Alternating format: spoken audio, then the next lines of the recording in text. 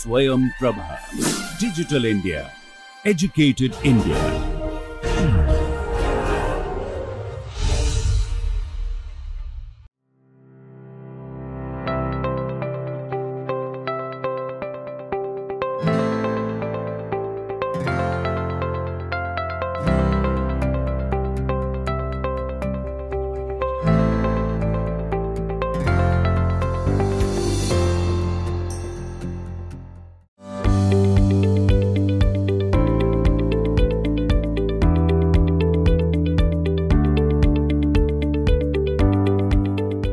আগের ক্লাসে আমরা যেটা নিয়ে পড়াশোনা করেছি সেটা ছিল 18 ইলেকট্রন রুল, যেটা একটা ইনহেরেন্ট রুল যেটা ডিসাইড করে একটা মলিকিউল বা একটা মলিকুলার কমপ্লেক্স, অর্গানোমেটালিক কমপ্লেক্স, সেটা স্টেবল হবে কিনা সেটা ইউজুয়ালি 18 ইলেকট্রন রুল দিয়েই আমরা বুঝতে পারি।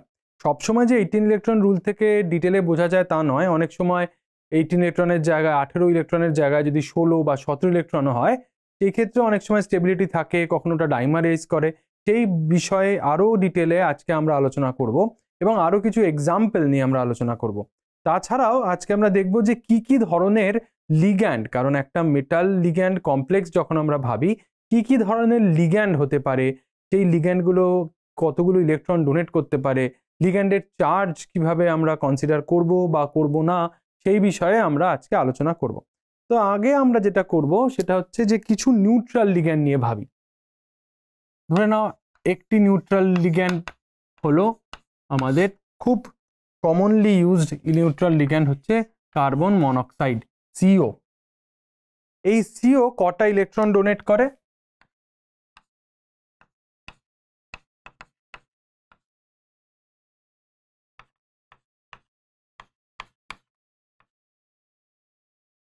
এই তিনটে জিনিস আমরা দেখব। সিও ইলেকট্রন ডোনেশন কটা করে?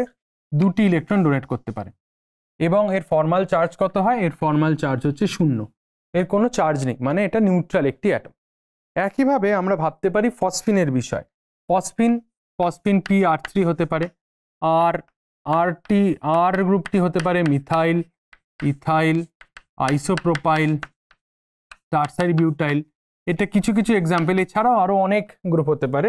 তো PR3 কটা ডোনেট করতে পারে? PR3ও আবার দুটি ইলেকট্রন ডোনেট করতে পারে এবং এটাও একটি নিউট্রাল লিগ্যান্ড, তার মানে এরও ফর্মাল অক্সিডেশন স্টেট হবে আমাদের 0। একইভাবে আমরা ভাবতে পারি অ্যামিন লিগ্যান্ড, যেটা ভাবা যেতে পারে NR3 লিগ্যান্ড। অ্যামিন লিগ্যান্ড কিরকম করতে পারে? যেটা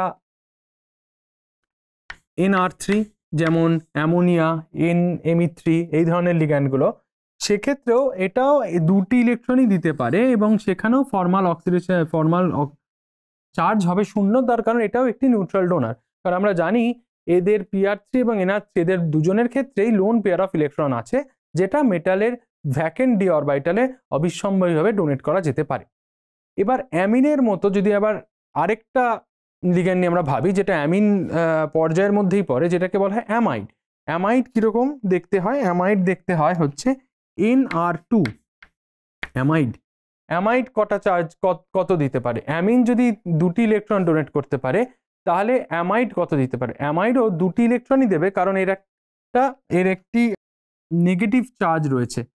এটা কিন্তু আর নিউট্রাল লিগ্যান্ড রইল না, এও দুটি ইলেকট্রনই দেবে, কিন্তু এটা নেগেটিভ চার্জের জন্য এর যখনই এটি লিগ্যান্ড মেটালের কমপ্লেক্সের মধ্যে থাকবে, এই -1 চার্জের জন্য মেটালের একটা অক্সিডেশন স্টেটের চেঞ্জ হবে। মেটালটা যে অক্সিডেশন স্টেট আছে তার জন্য +1 অক্সিডেশন স্টেটে তাকে যেতে হবে। একইভাবে আমরা হাইড্রাইড বা হাইড্রোজেন ভাবতে পারি, রাইট?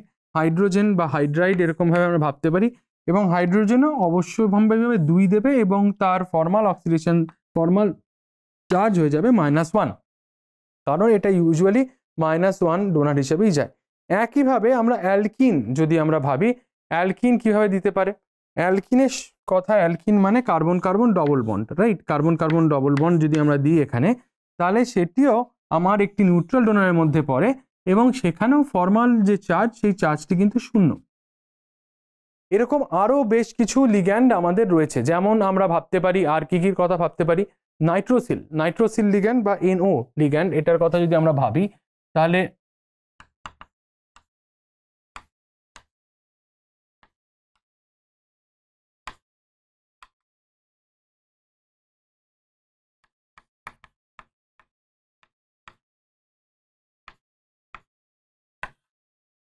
এবার আমরা দেখব নাইট্রোসিল লিগ্যান্ডের কথা। নাইট্রোসিল লিগ্যান্ডের যদি আমরা কথা ভাবি, নাইট্রোসিল লিগ্যান্ডও একটা নিউট্রাল লিগ্যান্ডের মধ্যে পড়ে, কিন্তু নাইট্রোসিলের দু রকমের বেন্ডিং মোড হয়। দুটি বেন্ডিং মোডেই আমরা দেখতে পাবো দুটি করে ইলেকট্রন বা দুটি করে ইলেকট্রন দেয় বা তিনটি করে ইলেকট্রন দেয়, ঠিক আছে। তো সেই ক্ষেত্রে আমরা যেটা ভাবতে পারি সেটা হচ্ছে যে নাইট্রোসিল ঠিক কটা ইলেকট্রন দিতে পারে। যদি নাইট্রোসিল দুটি মোড, মানে দুটি মোড, একটা হতে পারে বেন্ট মোড এবং একইভাবে আরেকটি আমার হতে পারে লিনিয়ার মোড। এই দুটি মোডেই কিন্তু নাইট্রোসিল আমাদের ডোনেট করতে পারে। নাইট্রোসিল যখন বেন্ট মোডে দিচ্ছে তখন ইউজুয়ালি আমরা যেটা ধরে নিই সেটা হচ্ছে যে একটি ইলেকট্রন দিতে পারে, হ্যাঁ, এবং নাইট্রোসিল যখন বেন্ট লিনিয়ার মোডে দিচ্ছে তখন তিনটি ইলেকট্রন অবধি নাইট্রোসিল কিন্তু ডোনেট করতে পারে, এবং এই ক্ষেত্রে এটা +1 অক্সিডেশন স্টেট হবে। আর বেন্ট মোডে কোনো রকমের অক্সিডেশন স্টেটের বা কোনো ফর্মাল চার্জ নাইট্রোসিলের ক্ষেত্রে থাকে না। আরেকটি গুরুত্বপূর্ণ লিগ্যান্ড যেটা এরকম টাইপের বাইন্ডিং মোটিভের উপর ডিপেন্ড করে তার ইলেকট্রন ডোনেশন চেঞ্জ করতে পারে, তাদের মধ্যে একটি গুরুত্বপূর্ণ হচ্ছে হ্যালাইডের সিরিজ। হ্যালাইডের সিরিজের কোনটা এর মধ্যে গুরুত্বপূর্ণভাবে বলা যেতে পারে, স্পেশালি আমরা বলতে পারি হচ্ছে মেটাল ক্লোরাইড বন্ডস, যেটা খুব কমনলি কিন্তু আমাদের অর্গানোমেটালিক্সে খুব কমনলি আমরা দেখতে পাই। ক্লোরাইড যদি ডিরেক্টলি মেটালের সাথে বাইন্ড করে μCl1, দ্যাট মিনস একটা মেটালকে যদিও ডোনেট করে, অবভিয়াসলি দুটি ইলেকট্রন ডোনেট করবে এবং তার ফর্মাল চার্জ হয়ে যাবে হচ্ছে -1, লিগ্যান্ডের ফর্মাল চার্জ হয়ে যাবে আমাদের -1, রাইট। এবং একইভাবে যদি ক্লোরাইড μ3 ডোনেশনে যায়, মানে তিনটি মেটালকে ডিফারেন্ট ভাবে ইলেকট্রন ডোনেট করতে পারে, তাহলে এটা কিন্তু 5টা ইলেকট্রন অবধি ডোনেট করতে পারে। μ2 হলে 3টি ইলেকট্রন অবধি ডোনেট করতে পারে, সেগুলো স্পেসিফিক কিছু এক্সাম্পলের জন্য ভ্যালিড। একইভাবে আমরা ভাবতে পারি অ্যালকিল লিগ্যান্ড R- যেটা আসতে পারে, সেটা হচ্ছে আর যে কোনো অ্যালকিল হতে পারে, কেউ কিন্তু দুটি ইলেকট্রনই দিতে পারে এবং -1 তারও কিন্তু ফর্মাল চার্জ হয়। এরকমভাবে বিবিধ ইলেকট্রন ডোনার রয়েছে, এদের মধ্যে কেউ সিগমা ডোনার, কেউ পাই ডোনার, কেউ পাই অ্যাকসেপ্টার। এই বিষয়গুলো নিয়ে আমরা একটু আরো পরবর্তী ক্লাসগুলোতে আরো ডিটেলে আলোচনা করব। এছাড়া যেটা আরেকটি গুরুত্বপূর্ণ লিগ্যান্ড বলা হয় অর্গানোমেটালিক্সে, সেটি হচ্ছে কার্বিন লিগ্যান্ড। কার্বিন লিগ্যান্ড কি করতে পারে? কার্বিন লিগ্যান্ডে ইউজুয়ালি যেটা হয় সেটা হচ্ছে যে মেটাল কার্বিন বন্ড হয়, যেটাকে আমরা এরকমভাবে দেখাই MCr2, মেটাল কার্বিন বন্ড হয়, এবং স্পেসিফিক কিছু কার্বিন রসায়ন নিয়েও আমরা পরবর্তী ক্লাসগুলোতে আলোচনা করব। সেইখানে আমরা দেখতে পাবো যে ইলেকট্রন ডোনেশন, যখন কার্বিনের ক্ষেত্রে আমরা ভাবি ইলেকট্রন ডোনেশন, তখন কিন্তু কার্বিন 4টি ইলেকট্রন অবধি দিতে পারে, এবং তার জন্য আমাদের যে ফর্মাল অক্সিডেশনের যে চেঞ্জ হয় কার্বিনের ক্ষেত্রে, সেইটাও কিন্তু খুব গুরুত্বপূর্ণ। সেটা হচ্ছে যে -2, যদি আমরা কার্বিনকে অ্যানায়নিক লিগ্যান্ড হিসেবে ধরি, তাহলে কিন্তু -2 চার্জ হবে মেটালের তার কার্বিনের জন্য, এবং সেটা 4টি ইলেকট্রন অবধি দিতে পারে। এখন ঘটনা হচ্ছে, যখন আমরা কার্বিন নিয়ে আলোচনা করবো আরো ডিটেলে, তখন আমরা দেখবো যে কার্বিনের কাউন্টিং যেভাবে আমরা 18 ইলেকট্রন কাউন্ট করেছি সেভাবে নিউট্রাল মেথডেও করা যায়, আয়নিক মেথডেও করা যায়, কিন্তু সেখানে কিছু ডিসক্রিপেন্সি আছে, সেই বিষয়গুলো নিয়েও আমরা আলোচনা করব। মোটের ওপর আজকে এখনো অবধি আমরা যে জিনিসগুলো আলোচনা করলাম, খুব কমনলি ইউজড যে লিগ্যান্ড, সেগুলো কিছু নিউট্রাল লিগ্যান্ড, কিছু অ্যানায়নিক লিগ্যান্ড, আমরা এই বিষয়ে আলোচনা করলাম, এবং তারা কটি করে ইলেকট্রন ডোনেট করতে পারে এবং তাদের ফর্মাল চার্জ কি, সেই বিষয়ে আমরা আলোচনা করলাম। এবার আমরা কয়েকটা এক্সাম্পল দেখি। আগের দিন আমরা যেটা করেছিলাম, আগের দিন আমরা দুটি এক্সাম্পল নিয়ে 18 ইলেকট্রন রুল ডিসকাশন করেছিলাম, এবং এখন আমরা আরো কয়েকটি এক্সাম্পলের ওপর দিয়ে দেখার চেষ্টা করব যে 18 ইলেকট্রন রুল সত্যি এক্সিস্ট করে কিনা। অর্গানোমেটালিক কেমিস্ট্রি যখন গোড়ার দিকে ছিল, আজ থেকে ধরো 100 থেকে 120-25 বছর আগে, তখন মেটাল কার্বনিল যেগুলো, যেমন 3D ট্রানজিশন মেটালের যে কার্বনিল কমপ্লেক্সগুলো, সেইগুলোর আস্তে আস্তে আবিষ্কার হতে থাকে, এবং সেই সময়কার গোড়ার দিকে যে অর্গানোমেটালিক কেমিস্ট্রির যে গ্রোথ ছিল, সেটা মোস্টলি বেসড ছিল হচ্ছে মেটাল কার্বনিলের ওপর। তাদের মধ্যে একটা কার্বনিল কমপ্লেক্স আজকে আমরা কনসিডার করি। ধরা যাক এইটি একটি কমপ্লেক্স CrCO6। CrCO6 আমরা দেখব যে এটা 18 ইলেকট্রন রুলকে স্যাটিসফাই করে বা করে না। আমরা আগেই এখানে পড়ে নিয়েছি যে কার্বনিল মানে 2টি ইলেকট্রন ডোনেট করতে পারে এবং তার জন্য কার্বনিল কিন্তু চার্জলেস, এর কোনো চার্জ হয় না। তার মানে যেটা হবে, ক্রোমিয়ামের অক্সিডেশন স্টেটে কি চেঞ্জ হবে? ক্রোমিয়ামের অক্সিডেশন স্টেট হচ্ছে 0 যদি আমরা আয়নিক মেথডে ধরি, তাহলে ক্রোমিয়ামের অক্সিডেশন স্টেট 0, কার্বনিলেরও ফর্মাল চার্জ 0। ক্রোমিয়াম কটি ইলেকট্রন আছে? ক্রোমিয়ামের ইলেকট্রন সংখ্যা হচ্ছে 6টি। আর কার্বনিল কটি করে দেয়? আমরা একটু আগেই পড়লাম কার্বনিল 2টি করে ইলেকট্রন ডোনেট করতে পারে, তার মানে 2 × 6। তাহলে টোটাল আমার এখানেও ইলেকট্রন হয়ে গেল কিন্তু 18। তাহলে ক্রোমিয়ামের কার্বনিল কমপ্লেক্স কিন্তু 18 ইলেকট্রন রুলকে স্যাটিসফাই করে।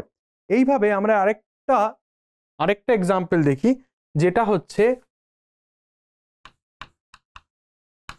আরেকটি কার্বনিল কমপ্লেক্স কিন্তু ম্যাঙ্গানিজের, কিন্তু সেখানে একটা অ্যালকিল গ্রুপ অ্যাটাচড অবস্থায় রয়েছে। অ্যালকিল গ্রুপ মানে আর, আমরা জানি এর জন্য ফর্মাল চার্জ হয়ে থাকে -1। তাহলে এর যদি -1 চার্জ হয় তাহলে মেটালটা কোথায় যাবে? মেটালটি যাবে হচ্ছে +1 অক্সিডেশন স্টেটে। এবং এরা কটা করে ইলেকট্রন ডেনসিটি ডোনেট করতে পারে? এরা ডোনেট করতে পারে আমরা দেখতে পেলাম 2টি করে, তাই তো? তাই যদি হয়, আমরা যদি আয়নিক মেথডে কনসিডার করি, তাহলে CH3 এর জন্য কত হবে? CH3 এর জন্য আমার কাউন্ট হলো 2টি ইলেকট্রন। ম্যাঙ্গানিজ যেহেতু +1 অক্সিডেশন স্টেটে আছে, ইউজুয়ালি ম্যাঙ্গানিজ অ্যাটমে 7টি ইলেকট্রন থাকে, +1 মানে হচ্ছে সেখানে 6টি ইলেকট্রন হবে, তাই হয়ে গেল। এবং আমার কার্বনিল লিগ্যান্ড আছে 5টি, তাহলে এই জন্য আমার হবে 2 × 5, সেখান থেকে আমার টোটাল ইলেকট্রন কাউন্ট হয়ে গেল 18। তাহলে আমরা দেখলাম যে একটা অ্যালকিলেটেড মেটাল কার্বনিল কমপ্লেক্সও কিন্তু এই রুলকে জাস্টিফাই করে। এবার আমরা আরেকটা এক্সাম্পল দেখি। আরেকটা এক্সাম্পল হচ্ছে আয়রন বেসড একটি কার্বনিল।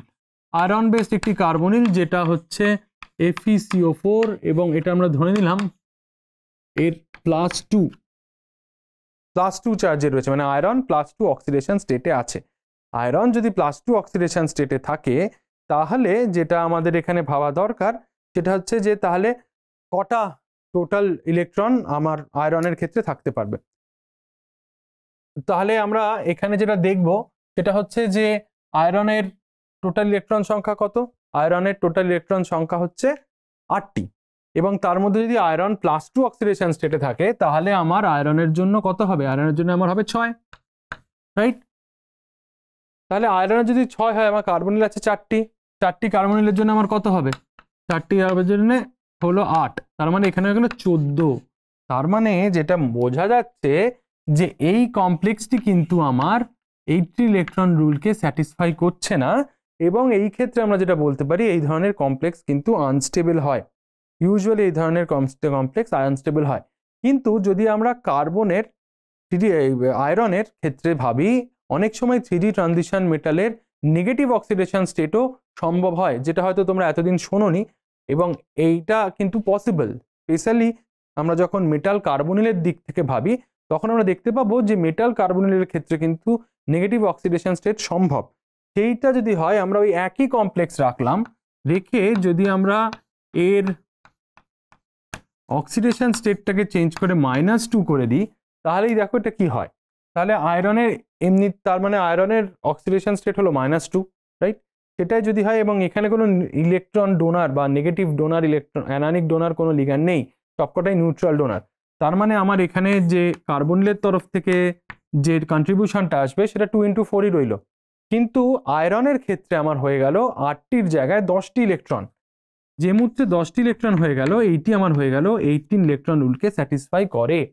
তার মানে দেখা যাচ্ছে যে এরকম ভাবে কিন্তু সম্ভব কমপ্লেক্স বানানো, যেটা হয়তো higher oxidation state of the মেটালে হয়তো স্টেবল নয়, কিন্তু lower negative oxidation state of the মেটালে কিন্তু সেটা অনেক সময় আমাদের স্টেবল হয়। এরকম ভাবে আরেকটা আমরা ভাবতে পারি ম্যাঙ্গানিজেরই আরেকটি কমপ্লেক্স। ধরা যাক এই যে কমপ্লেক্সটা আমরা লিখেছিলাম, সেটাতে আমরা ছোট্ট একটা মডিফিকেশন করলাম। মডিফিকেশনটা কিরকম? মডিফিকেশনটা হচ্ছে 5টির জায়গায় আমরা 6টি কার্বনিল লিগ্যান্ড নিলাম, এবং ফর্মাল অক্সিডেশন স্টেটটা করে দিলাম +1 মেটালের। তাই যদি হয়, তাহলে আবার আমাদের গণনা শুরু করা যাক। ম্যাঙ্গানিজে 7টি ইলেকট্রন থাকে, ম্যাঙ্গানিজের যদি অক্সিডেশন স্টেট +1 হয় তাহলে ম্যাঙ্গানিজে হয়ে যাবে আমার 6টি ইলেকট্রন এবং 2টি কার্বনিল 6টি কার্বনিলের জন্য 12। তাহলে আমার এইটাও কিন্তু আমার 18 ইলেকট্রন রুলকে স্যাটিসফাই করে। একইভাবে আমরা আরেকটি কমপ্লেক্স ভাবতে পারি যেটা হচ্ছে ইটা 5 CP2 কার্বনিল এবং এখানে আমরা করে দিলাম প্লাস। তাহলে দেখা যাক কি হয়। ইটা 5 এটা আমি এখানে আলোচনা করিনি এখনো। ইটা 5 যে সিপি এটা বিষয়ে আমরা আগের সপ্তাহে আলোচনা করেছিলাম, সেটা হচ্ছে সাইক্লোপেন্টা ডাইনাইল লিগ্যান্ড। এইটি কিন্তু নেগেটিভ চার্জ থাকে, এটি 6টি অবধি ইলেকট্রন ডোনেট করতে পারে এবং এর চার্জ হচ্ছে -1। এর দুটি ডিনোটেশন আছে, একটা হচ্ছে এটাকে বলা হয় সিপি, আরেকটি লিগ্যান্ডও আছে যেটা কি বলা হয়ে থাকে সিপি স্টার। সেটা দেখতে অনেকটাই সিপির মতো, একটাই পার্থক্য এখানে যে এর প্রত্যেকটা কার্বনে হাইড্রোজেন নেই, এর প্রত্যেকটা কার্বনে আছে আমাদের 5টি মিথাইল এবং সেই ক্ষেত্রেও এটার নাম্বার অফ ইলেকট্রন ডোনেশন একই থাকে এবং ফর্মাল চার্জও একই থাকে। তো আমরা যদি এই কনসেপ্টটা এখানে লাগাই তাহলে আমরা দেখতে পাচ্ছি যে সিপির জন্য আমার -2 চার্জ হচ্ছে। ইটা 5 মানে হচ্ছে, আমরা আগের ক্লাসেই পড়েছি, 5 মানে হচ্ছে 1টা 2টো 3টে 4টে 5টা 5টি কার্বনই মেটালকে ইলেকট্রন ডেন্সিটি ডোনেট করবে, তখন ওটা ইটা 5। এটা যদি ইটা 1 হয় তার মানে একটি কার্বন মেটালকে ইলেকট্রন ডেন্সিটি ডোনেট করবে বা চার্জ ডোনেট করবে। এটা আবার ইটা 3ও হতে পারে। এই সবকটি মোডই কিন্তু এখানে সম্ভব, ইটা 5, ইটা 3 এবং ইটা 1। এবং এগুলো যদি সেইভাবে চেঞ্জ হয় তাহলে অবশ্যম্ভাবী তার সাথে সাথে তার ইলেকট্রন ডোনেশন নাম্বারও চেঞ্জ হতে থাকে। তো আমরা এই এক্সাম্পলে ভাবি, এখানে আমার আছে 2টি সিপি, ইটা 5 সিপি, তার জন্য আমার -2 হলো, আর এখানে বাইরে চার্জ আছে প্লাস। তার মানে কোবাল্টের অক্সিডেশন স্টেট কত? কোবাল্টের অক্সিডেশন স্টেট হচ্ছে আমার +3। এখন কোবাল্টের অক্সিডেশন +3 মানে আমরা যদি আবার ডি সিরিজে 3D সিরিজে ফিরে যাই তাহলে কোবাল্টের ডি অরবিটালে কটা ইলেকট্রন থাকে? 9টি। তার থেকে যদি +3 হয় তার মানে 3টি ইলেকট্রন বেরিয়ে গেছে, তাহলে সেখানে কত হবে? 6 হয়ে গেল। আর সিপি আমরা দেখেছি কত, সিপি হচ্ছে প্রত্যেকটা সিপির জন্য 6টি করে, রাইট? তাহলে তাই যদি হয় তাহলে আমার এখানে হয়ে যাবে এটা 6 × 2 + 6, তার মানে কত হলো সেটা? 18 ইলেকট্রন। এইভাবে আমরা দেখতে পেলাম যে যখন আমরা কমপ্লেক্স নিয়ে ভাবি, সেই অনেক অর্গানোমেটালিক কমপ্লেক্সই কিন্তু আসলে 18 ইলেকট্রন রুলকে ডিরেক্টলি ফলো করে। এবারে আমরা দেখব আরও কিছু প্রবলেম, এবং সেই প্রবলেম থেকে যেটা আমরা চেষ্টা করব যে আমাদের যে মেটাল, সেই মেটালটাকে আমরা আইসোলেট বা আইডেন্টিফাই করতে পারি কিনা। তাহলে আমরা একটা একটা করে এক্সাম্পল দেখি। প্রথমেই আমরা যে এক্সাম্পলটা দেখব সেখানে আমরা দেখব যে ধরে নেওয়া যাক এরকম একটি বেনজিন রিং আছে এবং সেই বেনজিন রিং থেকে আমরা একটা ফসফিন লিগ্যান্ডকে বসাবো। ফসফিন লিগ্যান্ড ধরে নাও এটা এরকম ভাবে এলো এবং এখানে 2টি ফিনাইল গ্রুপ রয়েছে। আমরা একটু আগেই পড়েছি ফসফিন কটা ইলেকট্রন ডোনেট করে, এখানে এই ফসফরাসের যেহেতু একটি লোন পেয়ার আছে এবং তার মানে সে 2টি ইলেকট্রন ডোনেট করতে পারে। এবং এই যে বেনজিন রিংটি আছে এ কটি ইলেকট্রন ডোনেট করতে পারে? এটা যদি ইটা 6 মোডে যায় তাহলে 6টি ইলেকট্রন অবধি ডোনেট করতে পারে। এবার আমরা খোঁজার চেষ্টা করব যে এই মেটালটি কি হতে পারে। এখানে ধরে নাও এই মেটালটির সাথে একটি ডিরেক্ট হাইড্রাইড রয়েছে বা হাইড্রোজেন বন্ড রয়েছে এবং তার সাথে একটি PCY লিগ্যান্ড লেগে রয়েছে। PCY3 লিগ্যান্ড মেটালের সাথে লেগে আছে। PCY3 লিগ্যান্ড কিরকম দেখতে হয়? PCY3 লিগ্যান্ড মানে হচ্ছে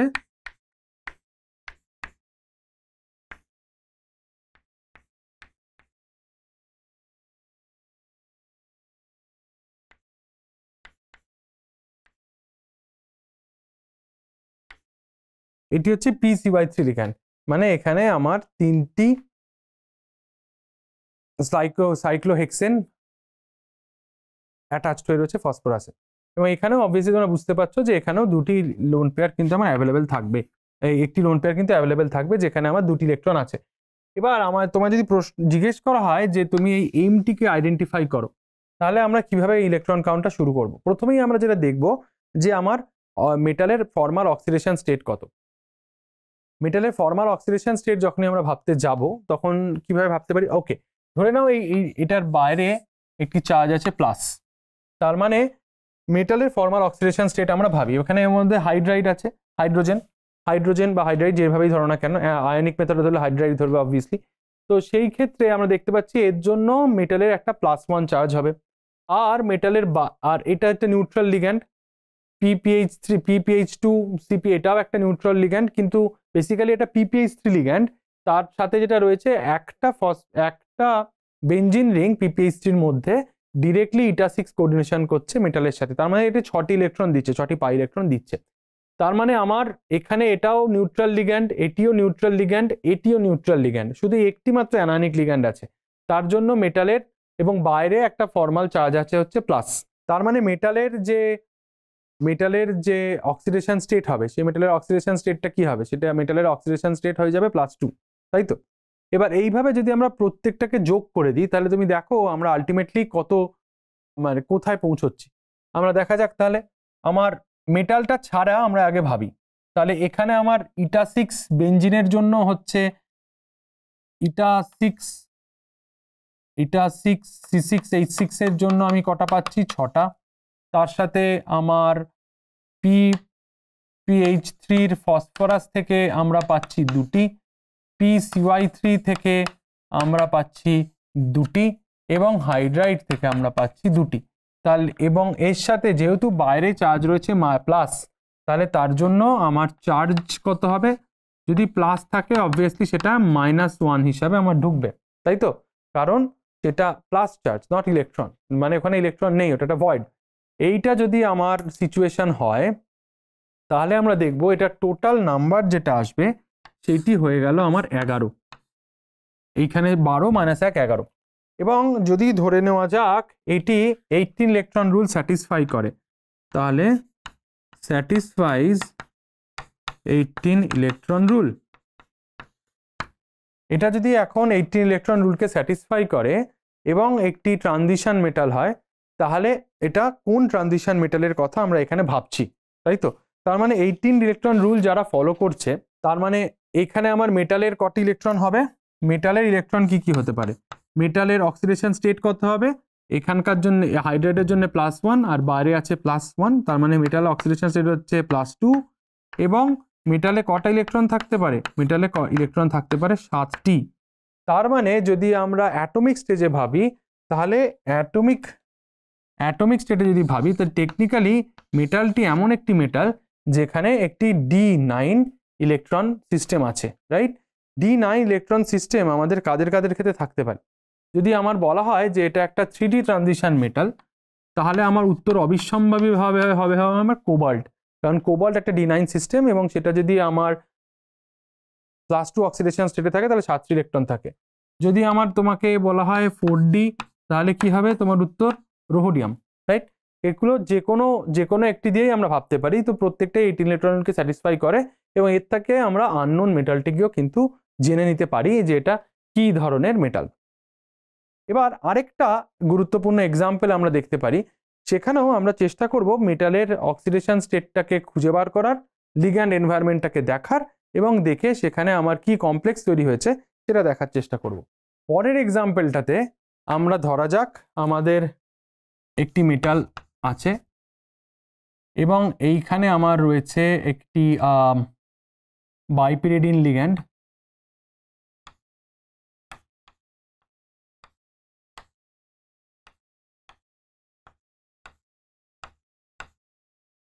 রাইট, আমার দুটি বাইপিরিডিন লিগ্যান্ড রয়েছে এবং এটা হেক্সা কোঅর্ডিনেটেড এবং আমার রয়েছে দুটি, একটা ক্লোরাইড একটা CF3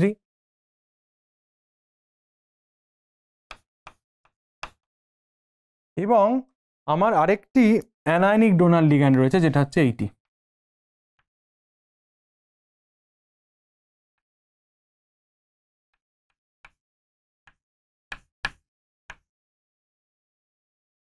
রাইট, তাহলে এই যে কমপ্লেক্সটা, এটা একটি অক্টাহাইড্রাল কমপ্লেক্স। এই কমপ্লেক্সে দেখা যাক আমার মেটালের অক্সিডেশন স্টেট কি। বাইপিরিডিন লিগ্যান্ড, বাইপ্রিডিন লিগ্যান্ডের কি হবে, এখানে কটি ইলেকট্রন দেবে 4, এর ফর্মাল অক্সিডেশন ফর্মাল চার্জ 0, কোনো চার্জ দিচ্ছে না। CF3 মাইনাস, দুটি ইলেকট্রন দেবে। ক্লোরাইড ডিরেক্টলি অ্যাটাচ, মানে ইটা 1, যেটা আমরা আগে ইটা 1, রাইট। তো সেটা যদি হয় তার মানে হচ্ছে এ দুটি ইলেকট্রন দিচ্ছে -1 চার্জ, আর এই দুটি বেনজিন রিং কিন্তু ডিরেক্টলি মেটাল সেন্টারের সাথে অ্যাডেড হয়ে রয়েছে, মানে কার্বন মেটাল বন্ড রয়েছে এখানে আমার। তাহলে যদি সেটা কনসিডার করি এইটি একমাত্র নিউট্রাল লিগ্যান্ড, তাহলে আমার অক্সিডেশন স্টেট কত হলো মেটালের? অক্সিডেশন স্টেট মেটালের কি হয়ে গেল? অক্সিডেশন স্টেট হয়ে গেল +4, তাই তো?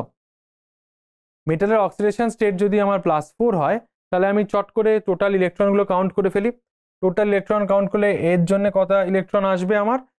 এখান থেকে এলো আমার বাইপ্রিডিন সিস্টেমের জন্য আমার এলো 4, এইখানে দুজনের জন্য এলো আমার 2 × 2, আর এইখানেও দুটি অ্যানায়নিক লিগ্যান্ড আছে, দুটো বেনজিন রিং জুড়ে রয়েছে, তাহলে সেখান থেকেও আমার আসবে 4, তার মানে এখানে আমার হয়ে গেল হচ্ছে 12। এবং এখানে যদি আমি বলে দিই যে এই মেটালটি 18 ইলেকট্রন রুল স্যাটিসফাই করে, তাহলে আমার কি হতে হবে? তাহলে